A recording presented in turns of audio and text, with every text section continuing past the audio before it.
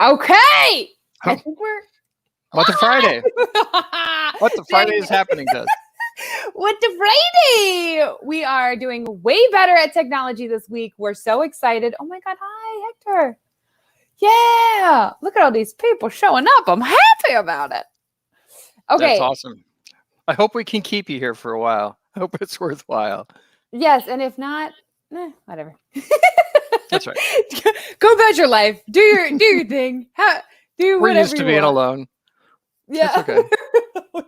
We have big enough egos that we'll be fine even if you don't want to hang out. But we love it when you do. Steve is right. So you do look like you work in air traffic control. We're aware. Talk about that. Actually, that's my trick to covering my bald spot so nobody sees it. It makes the top of my head look busy. Because you can't see it anyway. But I've never thought about that, but well done, you. That's right. It's actually a landing strip, so the air traffic control thing works, I feel like you don't know what landing strip means, and let's not talk about it. Okay. I have a feeling you're right, and I agree. Okay, we'll talk about that afterwards. Okay, anyway, great. No, we won't. Just Google it. No, thank you. It's one of those. What do they call the Urban Dictionary? Is that right? Is that where I should go? Urban Dictionary. That stuff, Dad, okay. and you'll. I have a feeling you'll learn. Be really embarrassed. Okay, so anyway, hey everybody, welcome to What the Friday, coming to you. Not from our studio, our new studio as we planned. If you watched last week and I said we're going to be in our studio, I lied. Didn't happen. I was optimistic and whatever.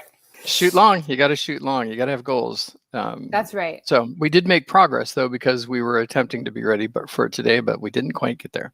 No. So anyway, but that's a good. One of what we wanted to talk today is about how we're trying to get things done, because it's always proves harder than we thought it was going to be, and we thought we'd kind of work through some of that crap, because it's really hard when you challenge yourself with goals that stretch you, especially in a lot of different areas. It's hard to get them all done, get things happening. So I think the most interesting, you wrote a comment earlier, and that the biggest challenge is mood. Yeah, it is. Don't you think? Do you think mood plays a huge role in your ability to get things done? Yes, 100%. And I feel like I've been able to get more done recently than I ever have in my life. Mm-hmm. And some of those are practical tips, but the biggest reason has nothing to do with the practical tips, because I can't do the practical tips unless my mood is right. And I used to think that a lot of us are under this stupid perpetuated belief that we all perpetuate on each other, that the way to succeed and the way to be great is by being really hard on yourself. And it is just not true. It is so not true. Dr. Andrew Huberman, this is why I was talking about this. This is why when I saw what you wrote, I was like, hold on, I got to explain how I think about things, because Dr. Andrew Huberman is this amazing neuroscientist who studies performance and elite performers. And he was trying to figure out what was the difference between the Navy SEALs that made it through BUD/S and the Navy SEALs, then the people who didn't become Navy SEALs because they didn't make it through BUD/S, as well as like high-level CEOs and all of these great people that we want to be like. Yes, question. Sir? Yeah. What's BUD/S? BUD/S, Dad, like the Navy SEAls, they go through this week where they don't sleep and they are in cold water and people are yelling at them. That's called BUD/S. Yeah. I thought that was like Hell Week or something like that. It's the Hell Week part of BUD/S. Okay. But BUD/S in general is like this vetting process, and the way that you make it through. Oh, is that where they ring the bell? They gotta ring the bell. Yes. So the whole thing is just not giving up. But you have to keep running. You have to keep holding your breath underwater. You have to stay in the cold water. You have to do whatever. So he is like, what is the difference?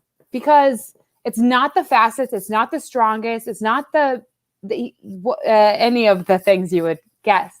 And the answer was the people who made it through had control over the dopamine centers of their brain, which means that they had a perspective of basically celebrating the crap out of themselves every time they did the smallest step. So if anyone could hear their thoughts, they would be like, why are you celebrating that? It's barely anything. But the people who are most successful are the people who are, as Mark Manson says, addicted to improvement. People who are not obsessed with how high can I get? I'm the best. I'll be the best. It's the people who are like, look how much I just improved. I bet I could do more. Look how much I just improved. I bet I could do more.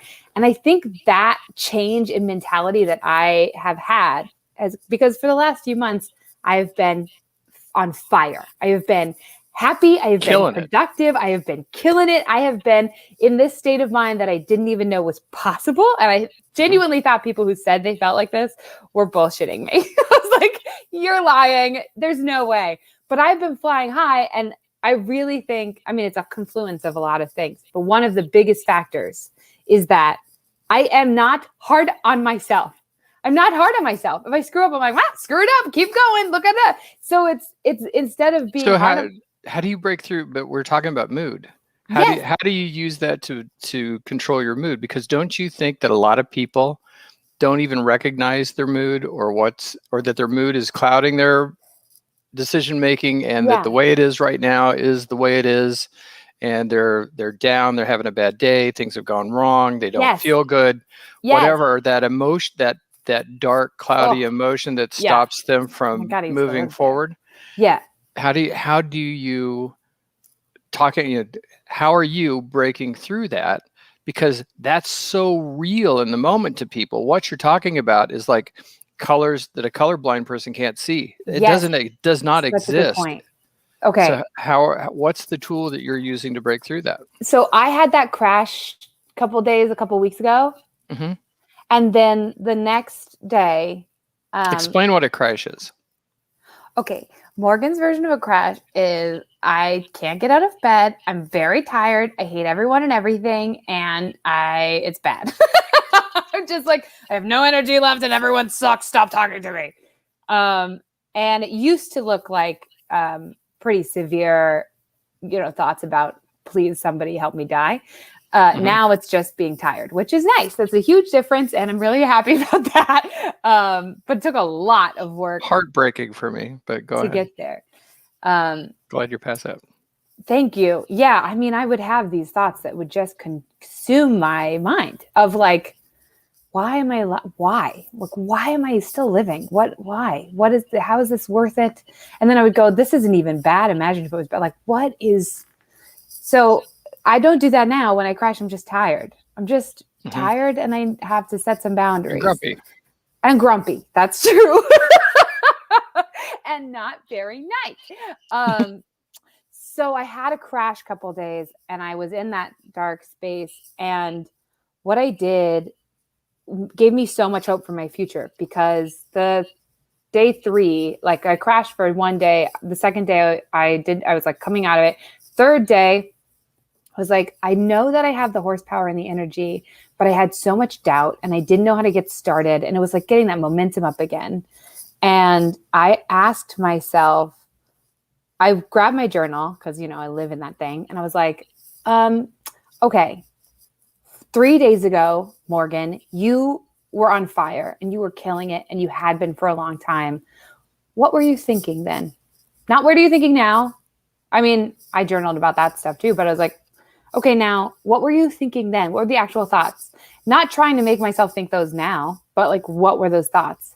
And I wrote them down, and they were thoughts like, I'm so proud of you. I'm glad you just did that, to myself. Imagine what you could be. Imagine what you could do if you keep doing this. You're just like all of these positive things that if anyone had heard me talking to myself about them, they would be like, why are you so excited that you woke up, that you did the dishes, that you made that one text or that one phone call for prospecting? Why are you celebrating that to such a crazy degree? If you heard it in my mind, you would be like, she needs to chill. This girl is a little too excited about nothing. But the reason I do that is because it makes my life feel so exciting, and it makes me see everything I do as a step towards more. Like and it makes me addicted to improvement instead of like the top of the mountain. I want to back up one more step. Okay. So I get that. So what you're saying is that you're like in this dark space, you go to your journal and you try to have this out of body questioning. All right, what was it about me earlier that was working that I don't have today? Yeah. And you did that in your journal. Yeah. How do you motivate yourself? Because I know that feeling. You and I share some of those same, things. Makes me wonder if it's somewhat genetic. How did you move from being in bed, trying to figure out why you even have any interest in being around, and caring enough to pick up a journal and start writing? Because that's a barrier. There are so many barriers that you have to break to get to where you're at, because you can get so into that dark space that why would you even get up to start writing in a journal? Who cares? And anything you write is going to be negative anyway. It's just going to reaffirm, I mean, that's such a good point. Oh my God. That's what that mood is. So backing up a hair further, right? You're laying in bed, you feel like dirt or less. Yeah. And feel like how do you get below dirt? Like 6 feet. How do you get from there to Dad, can the you journal? Tap on your phone. Your audio went mute. Am I still there?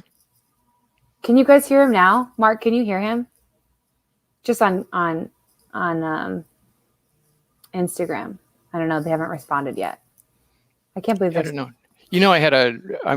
We're doing that. I'm doing that on my phone, and I've had a couple phone calls come in back to back that I didn't answer. I wonder if that maybe muted it. Still can't hear you. Dang it. Well, I'll work on that. Okay. So anyway, go ahead and talk about that for a minute. I'll answer while you do that. Okay, well, this goes a little deeper. So I may sign off and sign back on here. So on Instagram? Yeah, is that possible? Yeah, I guess. X out and then request again. Okay. Sorry, Facebook friends. So, oh God, if you're watching on Facebook, thank you for holding on. I can't believe you guys are still hanging around while Dad does this. Hold on. Thank you. Okay. My answer to that, how did I get? Okay. We should be back. It goes a little deeper. And it goes a little deeper, and it's kind of like the foundation. So, I think the answer is relationships. That's the answer. So you think about the relationships you have in your life while you're laying there in the dark? I think and the relationship with myself, right? I think I spent a lot of years of my life trying to figure out what would make me feel worthy of life. And ironically, I thought that the only way I could deserve love is if I believed I did not deserve love. It's kind of that Woody Allen quote of I would never join a club that would have me as its member. Like I would never join a club that would allow a person like me to have me as its member. I thought that kind of mentality is what made people like you and what made people love you and what made you worthy, because that meant you had high standards, and that meant you beat everybody to the punch. You beat everybody to the punch of whatever they were going to punch you on. So I spent so many years doing that. And then I shifted out of that in large part because of Christina being my friend when I was unlikable. I know this is going way back, but this is answering your question, I promise. Well, the reason I'm asking is that I think we're not the only ones that feel that way. Yeah. And if there's something that we say or something that you share that is a little tiny trigger that can pop in their mind when they're in that position. They're like, yeah, I remember Morgan said, yeah. And then they think that, then it comes into their mind, and then they have a tool to get out of it. I guess the tool is vulnerability. It's being unlikable in front of somebody and having them say, cool. Yeah, I still want to hang out with you. I still want to know your opinions. I still want to be your friend. It's different than being like, I feel dark and in the pit of despair, and somebody's like, oh, let me save you. Then you still feel like you don't have agency, like you don't have power, or you shouldn't have, you know what I mean? Whereas somebody being like, yeah, I know that you feel like crap or you feel unworthy, but I'm still here, revolutionized my life. Like I thought the thing that was I felt like I was spinning in the ether with lots of horsepower, but I just could not get my feet to the ground to start running and doing anything. And my relationships with my loved ones, with first Christina, and then that changed my relationship with you and Mom, because I didn't have to be perfect with Christina. I was unlikable and genuinely mean to her every once in a while. And she was still like, all right, that was shitty, but I love you.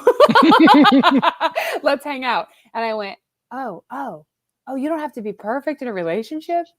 And you don't have to expect other people to be perfect in a relationship. And that changed everything for me there. And that is what gave me gravity. That's what made me be able to start running and playing and whatever on the earth, So I think the difference now is that when I'm in those dark periods, and what gets me out of bed and to the journal is that I have the gravity of those relationships. And then all the rest is gravy. All the ambition, all of that stuff is like fun, and I want to improve and I want to see where I'm going, but that I can't do that without my relationships. Gotcha. Does that help at all? Does that answer that at all? Like, what do you do when you're in that darkness? Yeah, I don't know. Maybe. I mean, all we can do is share what we know. And I have heart emojis after everybody in my phone that I feel connected with. So now I search for the heart emoji, and it reminds me these are the people I'm connected to. These are the people I can call. Because when it's dark, I feel like no one likes me and no one ever will. And so I put a heart emoji after all their names, and I go to my phone. I just go heart emoji. I'm like, oh yeah, oh yeah, oh yeah, oh yeah, oh yeah. These are all relationships that I care about and that care about me. Maybe that's a trick. I don't know. That's a good idea. I think it's a good tool. It's a good try. Anyway. So what's going on? Let's move forward. So now we've gone through that. That's okay. I feel like I just rambled forever and I didn't give any insight into anything. No, I thought that was awesome. I think it's great nobody talks about this stuff. They all do the high, you got to be like this and you got to be like that. And it makes you feel like, oh, well, I'm not that way. And I think it's nice to know that other people feel like you do, and that it's not always perfect. And you and I, we go through those things differently. I tend to go through that every morning. There's something chemically in me that when I wake up in the morning, I feel that way. Even if I'm wide awake, I can go to bed. I'll try to go to bed earlier all the time, which I've gotten in the habit of lately. Yeah. Thinking, okay, if I go to bed early and I have a huge amount of time for sleep, then there's no way I can wake up and be in a bad mood in the morning because I'll be well rested. Yeah. It doesn't work that way. A, I don't sleep that well. And B, it's like as soon as I go to sleep, some little thing in my head, biochemical thing goes off. So when I wake up, there's absolutely no reason to get up. I don't feel bad. Physically, I don't feel bad. Yeah. There's no reason for me not to want to get up, but it's just, and then I have to work through this. Some mornings are faster than others when I do the 6 a.m. thing like I'm supposed to. Yeah. Obviously that works. So my tool is to stick with the habit. Just the mantra, right. Exactly. But what you're saying doesn't work for me. I don't get up and go journal. That was interesting to me because it's like, I'm not going to do that. I think about it, but that's why I asked the question, how do you make yourself go do that? Well, you naturally, that's kind of your thing. My thing is, that's how I think through stuff. It's 6 o'clock. I get up. Why am I getting up? Because that's what you do. grind it out. So doesn't work for me. Yeah, that's interesting. So, and then that's really interesting. If I just get up and if I just go through the motion, then I literally fake it till I make it. I do it until, just by doing it, then all of a sudden, oh yeah, I did that. I just did this. I did it out of habit. I did it because that's what I'm supposed to do. Oh, that felt kind of good. All right, things are next one. It's like when you're really stiff and you first start to stretch and the stretch really hurts. Yeah. It's like the emotional equivalent of that. If I just keep, if I just like, okay, I don't have to touch my toes, my first bend over. I'll just go as far as I can go, and I'm not even going to push it. I'm just going to go as far as it's comfortable.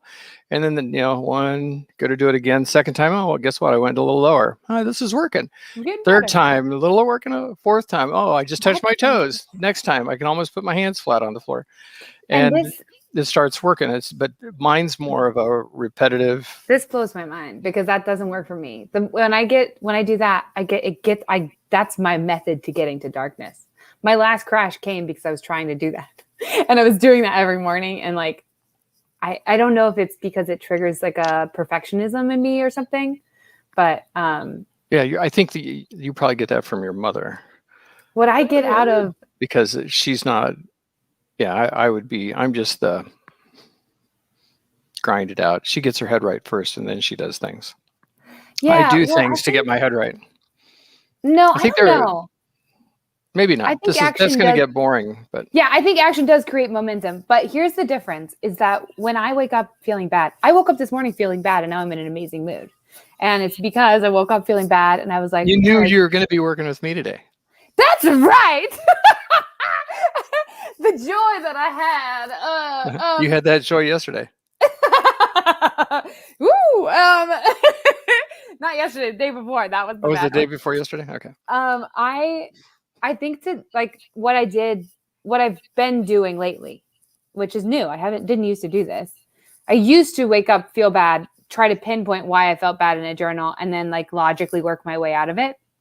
Mm-hmm. Now I wake up, if I feel bad, I'm like, can I pinpoint it? I give it like a couple minutes, and then I go, cool, but what am I proud of myself for? Not. I love gratitude, and I think about gratitude too. But I start with, what am I grateful to me for? Like that Snoop Dogg, I want to thank, and last of all, I want to thank me. I want to thank me for working hard. I want to thank me for taking no days off. That whatever his speech is. I'm like, all right, what am I proud of myself for? And I just start thanking myself for doing things. Thank you for waking up. Thank you for this bed. Thank you for I'm just like, you're a badass. And then the things that I'm ashamed of, I laugh at myself for. Like I go, that's so silly. That's so silly that you did that. Next time. So I start. Okay. So that's a mental habit that I do, but that's interesting that you get up and that's how you get up and get things going and you get things done. Yeah. Well, I want to, I think we need to be wrapping up, but I'd like to circle back and talk about what we're doing to get things done. Yeah, the practical stuff. Yeah, the practical stuff, like the tools that we're using, how that's like the work we're doing in Asana. You did a lot of work on Asana yesterday, and how you try to manage tools to actually get stuff done. Because I think a lot of people are trying to get things done and trying to find a way to balance it out in their life and make everything work. And obviously, we're going through that at the same time. We're trying to grow more ourselves, sell more ourselves, grow our team at the same time. We've got our new office/podcast studio that we're working on, and we got a lot of stuff happening. So we can talk about that, but I think we probably should wrap this up because we're going to bore everybody to death. Do you think? I have a reel about the 2-minute rule and the 5-minute rule. That definitely changed everything for me. And then we prioritize stuff. We use this. Honestly, our answer is Sharon Burch. My mother, his wife, happens to be essentially a business consultant that streamlines and systemizes stuff for businesses. And so we get to have her input every once in a while. And so that's how we built all of our systems for getting things done. And that definitely, I think she's going to open up a little bit of time to start doing that for other people. Oh, would take on more clients? Yeah, I know that she has a couple primary clients that she deals with now, but she also has a full-time gig that she's been overly focused on for the last 9 months. Yeah. And but she really gets a tremendous amount of joy helping push through. She's like a superpower. Yeah. So if anybody out there if you're using like time management software or task project management software like Asana, or just a CRM. CRM. She's like, she goes on for 20 minutes. She goes, if you systemize it like this, then you would have to spend like 5 minutes and you'd probably make 3 times as much money. And we're like, all right, we'll try it. And then a month later, we're like, we're making so much more money. Thanks. But she's awesome at that. And even internet, like I had a guy call yesterday about our website, the typical website call. Oh yeah. Oh, hey, we can do this for you. We can do that. And he said, what are you doing for marketing? I said, well, we're doing this and we're doing this and we're doing this. And he said, oh, okay. I don't talk to that many people that are that sophisticated. Nobody does. Yeah, I know. People have seen what I do and they're like, you're so organized and you're doing so much. And I'm like, it's my mom. I mean, I'm doing it, but she gave me the system that made it super easy. So me and our assistant get up and say, can you remind me, how do I do that? And she's like, oh, it's just right here. Click, click. I'm like, that's so flippin' easy. Yeah. I'm such an idiot. Gosh, that's it. Yeah, she just makes it so easy. I feel we definitely have an unfair advantage. Definitely. And frankly, we're just on the very front edge of it. I have a feeling she would be much more aggressive and helpful to somebody she was not related to. Somebody who was paying her for her services. Yeah, exactly. So anyway, because she loves to help people. So if anybody's out there and you're having trouble or running into roadblocks with your CRM. Well, if you're a realtor and you need systems, she'd probably be amazing. I don't know if she has room or time to take on new clients, but maybe we could hook you up. Well, we were just talking about that this morning, and that's what she lights up. I know. When she does that, when she's just finished meeting, so I won't mention who, she finishes meeting somebody and working with them. And she just glows after those meetings because she's so excited about what they're going to be able to do. She does the same thing with us. She's so happy when she sees what we can do next and when we're using it. Yeah. And it's working. She knows how to use, she's really good at looking at tools and then being like, this is how you can use them. Yeah. Anyway, all of that ended up being like a 5-minute worship session for Sharon Burch. But anyway, so getting things done are some tools from the book, Getting Things Done, the 2-minute rule, which is if it takes less than 2 minutes, do it now. And if it takes more than 5 minutes, do it. Then tell yourself you'll do it for 5 minutes. And if you want to keep doing it, you keep doing it. That changed my life. Great tool. And just hire Mom.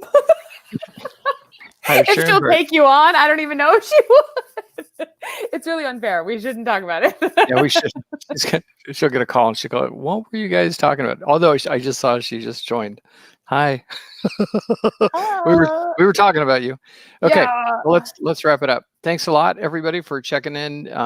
If you get the opportunity to like our stuff or subscribe or hit the notifications so that you know when we've done something new that's really helpful.